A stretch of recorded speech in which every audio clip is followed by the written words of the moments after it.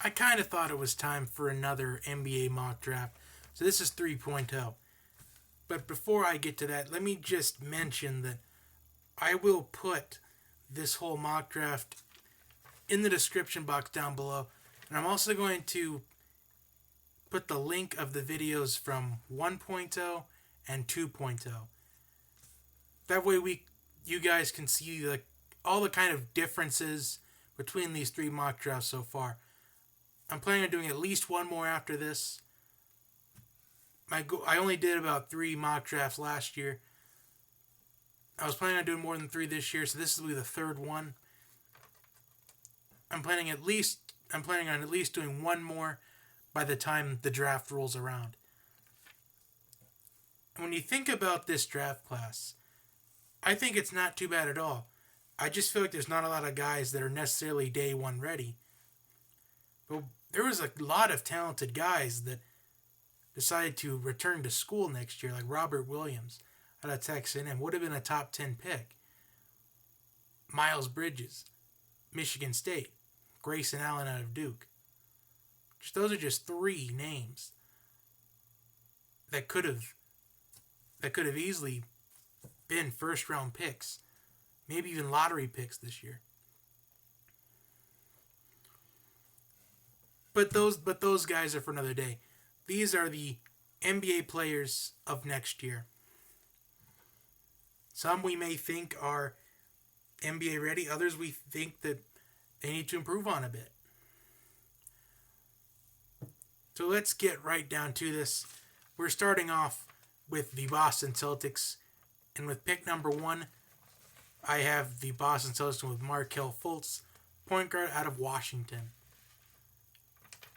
With pick number 2, I have the LA Lakers going with Lonzo Ball, point guard of UCLA. Now, I've heard that there are rumors that the Lakers are considering getting De'Aaron Fox instead of Lonzo Ball. But I'm not buying it. I still think the Lakers are going to draft Lonzo Ball. So I think that's what Magic Johnson wants. That's what Lonzo wants, and that's what LeVar Ball wants. So that's what all these people are wanting. I feel like they're going to grant that wish. So now we're starting off the big decisions of this draft with Philadelphia 3. I have them going with pick number 3. I have the 76ers going with De'Aaron Fox, point guard out of Kentucky. Now, De'Aaron Fox, he proved to be a mismatch for Lonzo Ball in the 2 games that UCLA and Kentucky played against each other last year. So maybe that's why the Lakers are thinking about Fox at this point. But I'm almost 95% certain the Lakers are going to go with Lonzo Ball at 2. And Philadelphia will possibly go with De'Aaron Fox at number 3. With pick number 4, I have the Phoenix Suns going with Josh Jackson out of Kansas. Probably the best player available in this draft.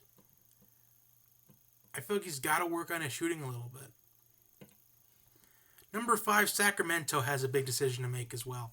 They can either go with the best player available at this point in the draft, which is Jayson Tatum out of Duke, or they can go with the point guard in Dennis Smith Jr.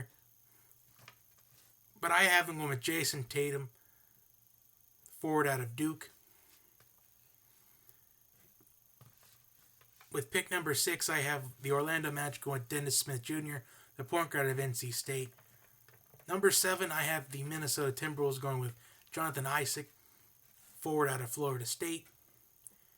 Number 8, I have the New York Knicks going with Frank Ntilikina, point guard out of France.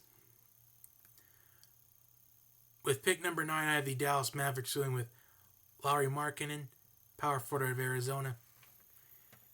Number 10, I have Sacramento going with Zach Collins, center out of Gonzaga. I feel like Zach Collins could have benefited. I believe I said this in 2.0 as well. That I feel like Zach Collins could have really benefited from staying next year at Gonzaga.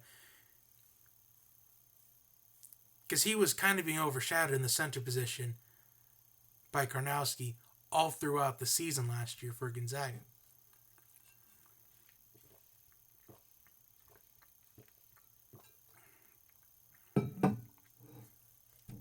Number 11, this has kind of been the same pick for a while. But I have the Charlotte Hornets going with Jarrett Allen, center out of Texas. Number 12. This is probably going to be a surprise pick to some. Others, maybe it's a surprise because of how far this person has dropped, or it's not really surprising at all, or it's surprising where this specific player is going. But at number 12, I have the Detroit Pistons go with Malik Monk, shooting guard of Kentucky.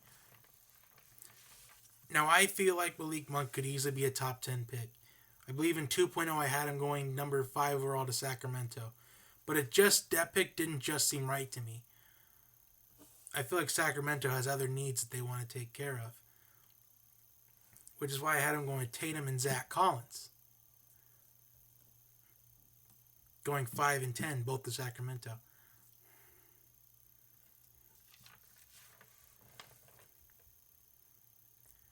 Number 13, I have the Denver Nuggets going with OG Anunoby, forward out of Indiana. I feel like this is a solid pick for Denver. They could really use some size. They can use some depth. I feel like he brings a lot to the table. Number 14. This is kind of a surprising selection to some. But I have the Miami Heat going with Justin Jackson out of North Carolina. I feel like this is somebody that the Miami Heat need to get back to where they were. And I'm talking about back to where they were, the Miami Heat before LeBron James decided to come in and win 2 titles. I'm talking about the Miami Heat that was winning with Dwayne Wade. Because Justin Jackson is somebody that's proven to be a winner. Although, I've had some conversation with a couple of people, but they say, what has Justin Jackson done that's exactly great? Because Justin Jackson just happened to be on a championship team. But he does have the will to win. I've seen the way that he plays. He plays with the will to win and the motivation. But it's probably just because he happened to be on a winning team.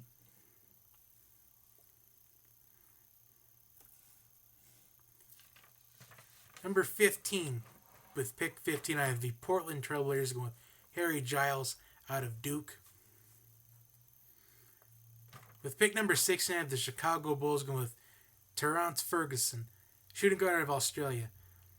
Now, I had him in the low 20s in 2.0, I believe. But I saw a comment from UFC is MMA about that he was shocked that if Ferguson was going to fall that far, all the way down to, I think I had him at 23 to Toronto or 20. No, I think I had him at 22 to Brooklyn. So this is kind of the range where I think he would fall in. But it would probably be shocking if he did fall outside of the top 20. Because he seems like somebody that's going to be ready to go right away.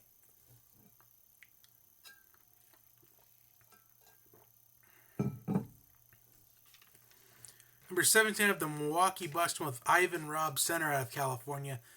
Now, this is a guy that could have entered in last year's draft, but he decided to come back for another season at Cal. I think there was a possibility he could have been a top 10 pick last year. I saw these different mock drafts where they had him at the top 10. So I feel like his stock from this year has dropped a little bit from last year. But he's still going to a pretty solid team, a team that is capable of making the playoffs.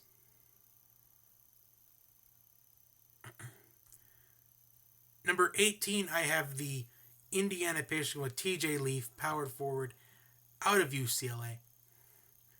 Now, some may think that TJ Leaf was just overshadowed by Lonzo Ball at UCLA. But that is not true at all. Overall, he's a really good athlete.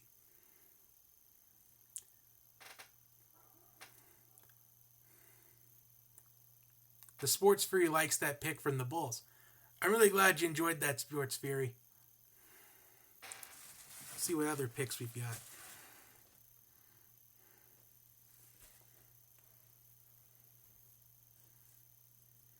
Or other comments that we have. Yeah, Malik Monk going to the Pistons. I feel like that's a steal at that point because he seems to have that talent in him. But here's the thing, though. Malik Monk went to Kentucky, but just because a player goes to Kentucky doesn't mean they're going to do well in the NBA. I think there was this trend I saw where out of all the players that went to the NBA under the Calipari era, or like maybe since like I think it was in the 21st century or something like that. It was from the Colin Cowherd show, and like the only player from Kentucky to do something in the NBA was Rajon Rondo winning that championship in 2008 with the Boston Celtics, and they had the big three. So if I were a Pistons fan with that, if they happen to get Malik Monk at this point, I'd be a little bit nervous for them. Because just because somebody goes to a big time school doesn't mean they're going to be successful. The Sports Fury says what they're truly hoping for is the ball not to the Lakers. He wants to see the reaction. I'm sure the whole world wants to see the reaction. But I kind of said toward the beginning of this live stream that I'm nearly 95% confident that the Lakers are going to draft Lonzo Ball. Because I feel like that's the person that Magic Johnson wants. Because Magic Johnson wants somebody that is going to be wanting to start winning right when they get there. The motivation and the will to win. And I think Lonzo Ball has that. But the thing that's really making the Lakers nervous probably is the fact with LeVar Ball. That's probably what's making them nervous the most.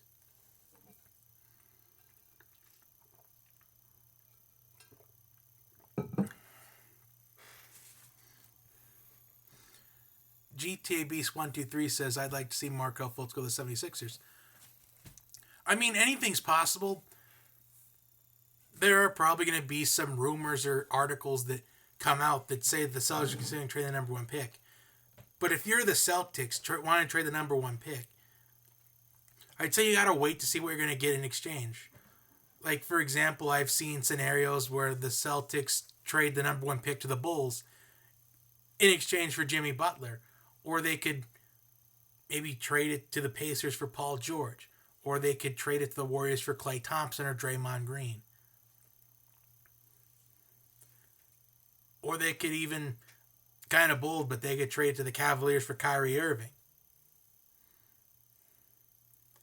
Who would I have going to the 76ers? I had De'Aaron Fox, point guard of Kentucky, going to the 76ers. I felt like this is kind of the pick that would really improve the process. Because De'Aaron Fox is a huge mismatch for Lonzo Ball in the two games that UCLA and Kentucky played each other. Especially in that Sweet 16 tournament game. De'Aaron Fox just really toasted Lonzo Ball all game long. Okay, I believe I am on pick 19, and that is the Atlanta Hawks. I have been going with Justin Patterson out of Creighton. Now, this is a guy that really could have benefited from another year in school. His style of play just seemed to really deteriorate as soon as Maurice Watson Jr. went down.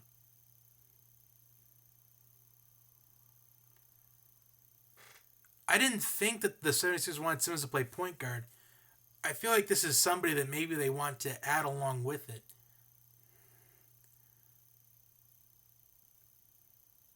Because I'm fully convinced that right now, if the draft were tonight, I think they'd go with De'Aaron Fox.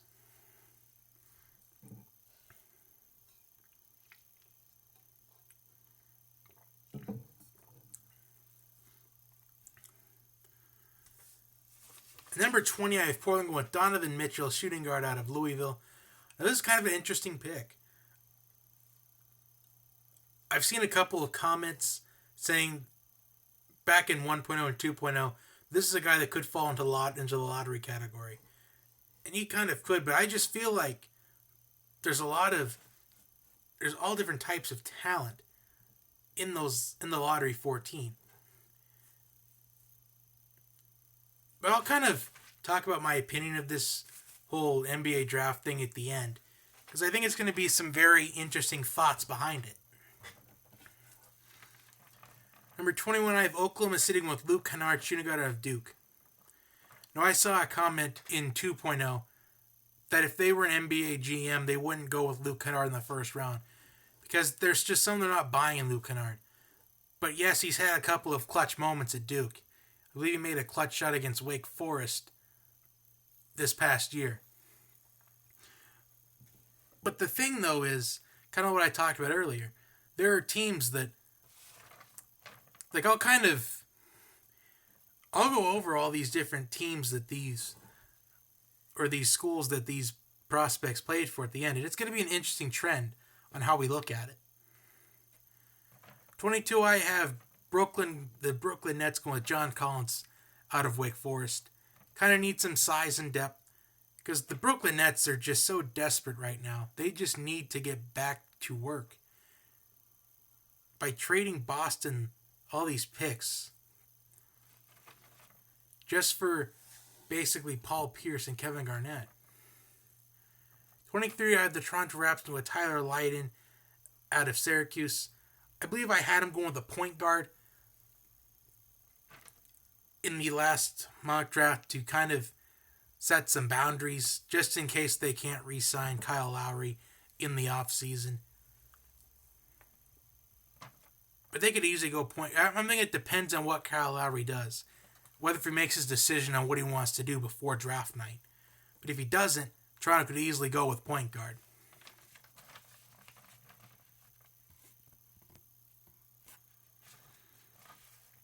'24, I have the Utah Jazz with Caleb Swanigan, power forward out of Purdue.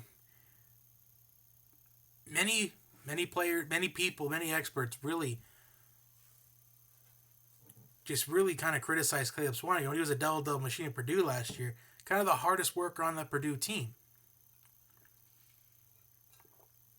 25, this is kind of an interesting pick. I think this is the same thing I had in 2.0 with pick number 25, the Orlando Magic with Josh Hart, the guard out of Villanova. This guy's a game changer. We've seen him. Now, this is one of the kind of prospects I like. Somebody that goes to college, plays for all 4 years to try to be the best NBA prospect they can be. That's kind of what I respect out of these prospects. Ones that just aren't the one and dones. I'm not a huge fan of one and dones, but I see teams just going with all the one and dones. Just because they're younger age than probably the seniors. Because the seniors are going to be about maybe 22, 23 years old by the time next season was around. While these one and dones are probably going to be 19 heading on 20. So that's about 3 extra years that they have with these one and dones than somebody that did the whole senior project. So it's kind of interesting to look at that. From GTAB's 123, do any of us think Jaylen Brown, Terry Rozier, if they keep Markelle, will be a crazy team if they excel to the players everyone thinks they'll be? Yeah, I feel like Boston's going to be really on the rise. I feel like as soon as LeBron James retires, I feel like the Celtics are going to run the Eastern Conference. I think the Eastern Conference would always come down to the Celtics and the Wizards every single year. As soon as LeBron decides to step away from the NBA, just hang up the shoes, the Boston Celtics and Washington Wizards will run the Eastern Conference. Because that is what it's looking like right now. So the Celtics are going to win a championship by the end of the decade. Because I feel like LeBron only has maybe the end of the decade was too soon. I think they'll at least win another NBA championship by the year 2023. Because that should be the time where LeBron James is probably retired by then. Steph Curry will kind of get a little bit older. Klay Thompson will get old. The Warriors will turn into the Spurs, where they have all these aging veteran players. So the Celtics will be on the rise within the next 3-4 seasons. 26, I have the Portland Trailblazers going with Semi Ajoli, forward out of SMU. Now this is somebody that deserves to be in the first round. He's a Duke transfer, only played 1 year at SMU. But he knows how to lead a team. Number 27, I have the Brooklyn Nets going with Jawan Evans, point guard of Oklahoma State. Now, this is probably going to be a good pick for Brooklyn as well because Brooklyn just needs to get back to work. They got to find great shooters, and Jawan Evans has that for Oklahoma State.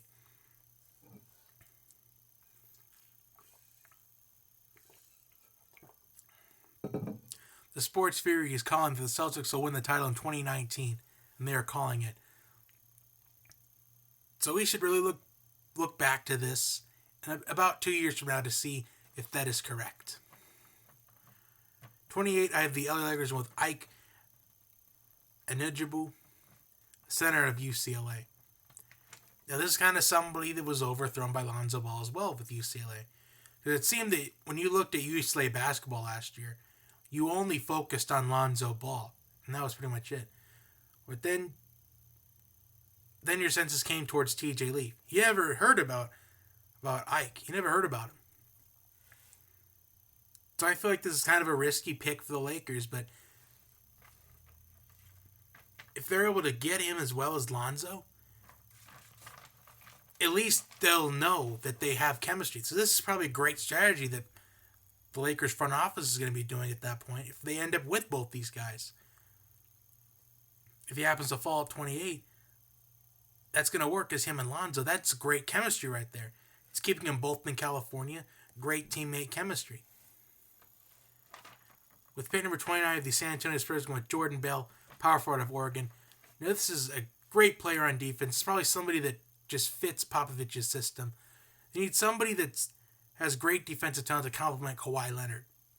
And I feel like Jordan Bell is going to fit that bill really well. With pick number 30, I have the Utah Jazz with PJ Dozier, point guard out of South Carolina.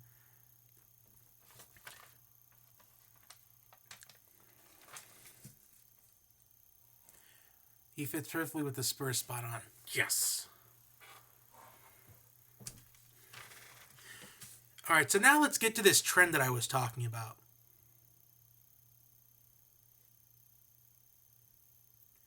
What do I think of the upcoming college pros like Porter, Hans, Sexton, etc.?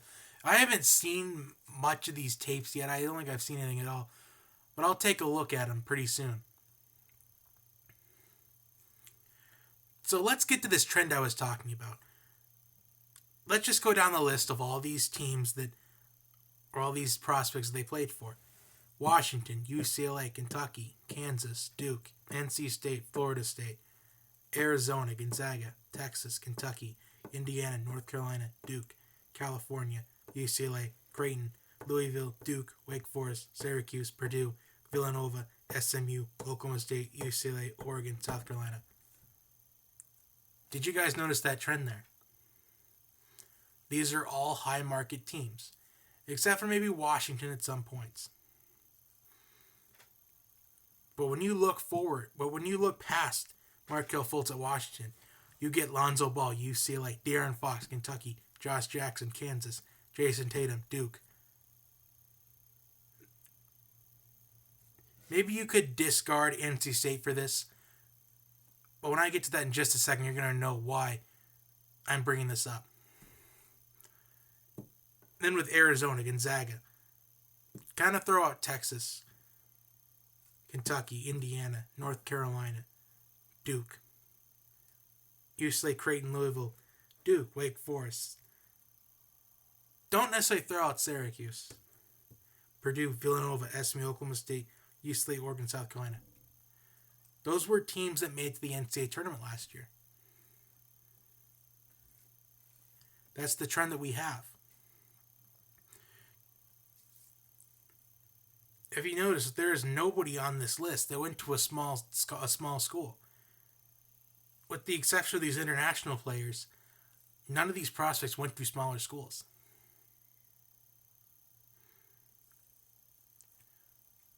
Because I think what NBA scouts are looking for, they just look at the team, they look at the players that just go to these tournament quality schools like Kentucky or UCLA or Duke or Kansas or North Carolina. But now let's take a look at what these players have in common. Markelle Fultz, Lonzo Ball, De'Aaron Fox. Jonathan Issac, Lauri Markkanen, Zach Collins, Jarrett Allen, Malik Monk, Justin Patton. Those are all the one and dones. So I'm not a fan of these one and dones because how do you know for sure that they're going to be successful in the NBA? I mean, look at all these famous one and here's a one and done, Greg Oden, and he doesn't even have a complete season in the NBA under his belt. So if I were an NBA GM, I would go for the players that was not a one and done. Who's your personal favorite out of all the players in this draft? There's kind of a couple that stick out to me. One in particular, Josh Hart. I mean, he's a game changer. Do I think the NBA will do away with the one and done anytime soon? I feel like they have to do away with this one and done because it's ruining the NBA. It's ruining all these great potential players that stay for all 4 years. Like, think of players that stayed for all 4 years. Buddy Hield stayed all 4 years. Denzel Valentine stayed all 4 years. Those are just two from last year's draft class. Ryan Arcidiacono, he could have been a pick that Philip Gaddy asks, who do you think will win the finals this year? I made a video on that. You'll have to look in the description box because my information is not free at this point. But I give interesting takes on it. Did you watch the recent ESPN 30 documentary One and Not Done? I saw a lot of it, but not the whole thing. But kind of what stuck out to me in that, it's kind of what happened. It kind of didn't happen with the one and dones until Calipari got to Kentucky. This is when we all started talking about it. All the whole controversy with one and dones, it just started when John Calipari took over Kentucky.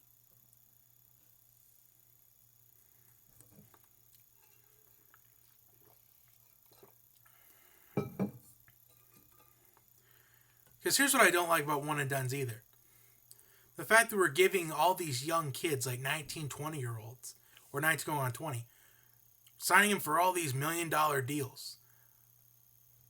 Like, for example, let's just say the Lakers sign Lonzo Ball to, like, his rookie contract's like 4 years and like $37 million. That's kind of a ridiculous amount for a 19-year-old or a 19-year-old going on 20-year-old. And it's ruining the potential of guys like Josh Hart, who stayed all 4 years. Or it's ruining potential for somebody like maybe Justin Jackson, who stayed till his junior year. Like, it's ruining potentials of these great players that stayed all 4 years of college to improve their game. Because if I was an NBA GM, I'd be looking at somebody like Josh Hart or Justin Jackson. Because they're not the one and dones.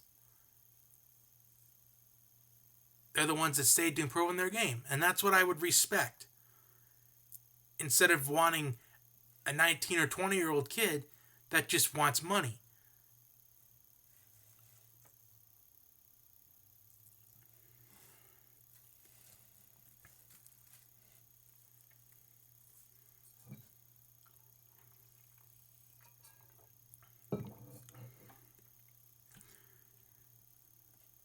But I've kind of covered that.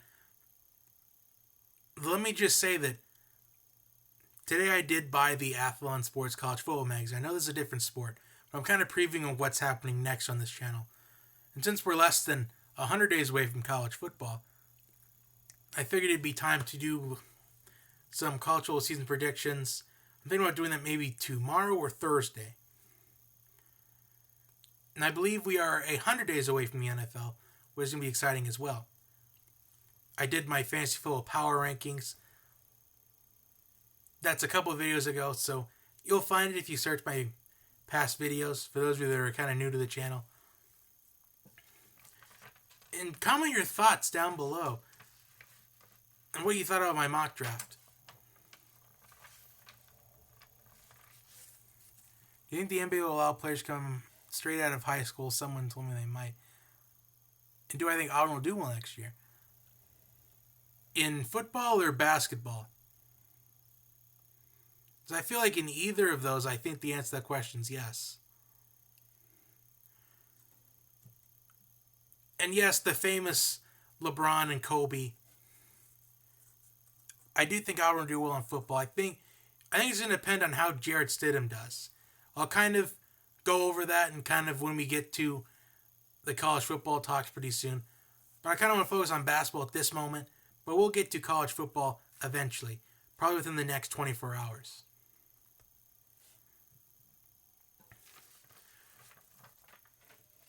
But yes, LeBron and Kobe were drafted straight out of high school.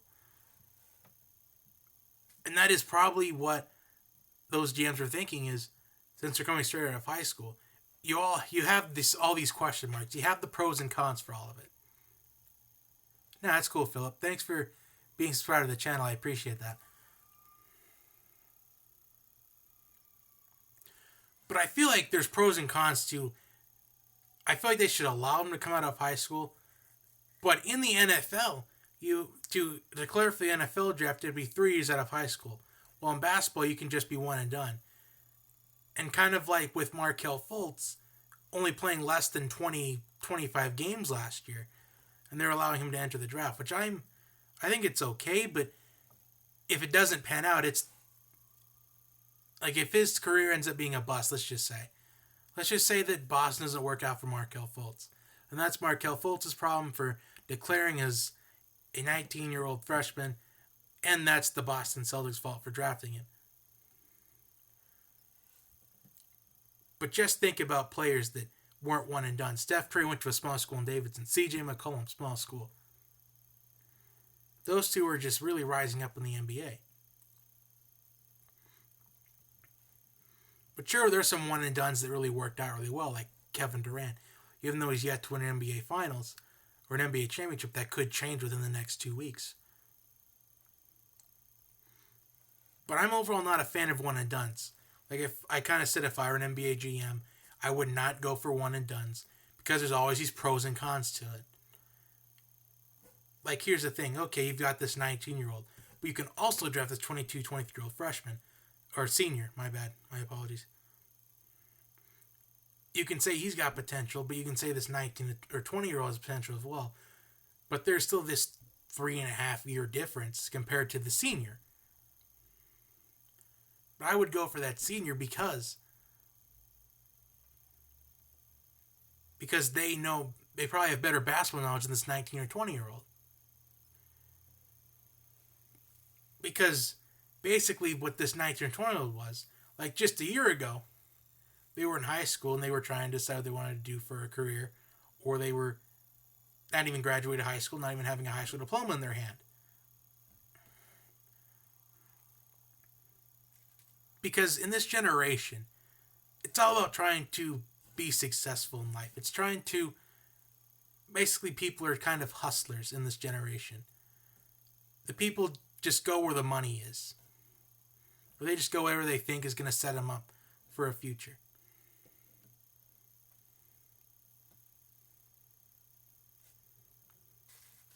Anyway, that is all I have for you this evening. Thank you guys for tuning in. I'm going to once again put this mock draft in the description box so you can kind of go back and look at it. Because I know we kind of got off topic a few times. But I appreciate everybody that tuned in tonight. I'm going to have live streams again in the future. You guys have a great night, and I will see you next time.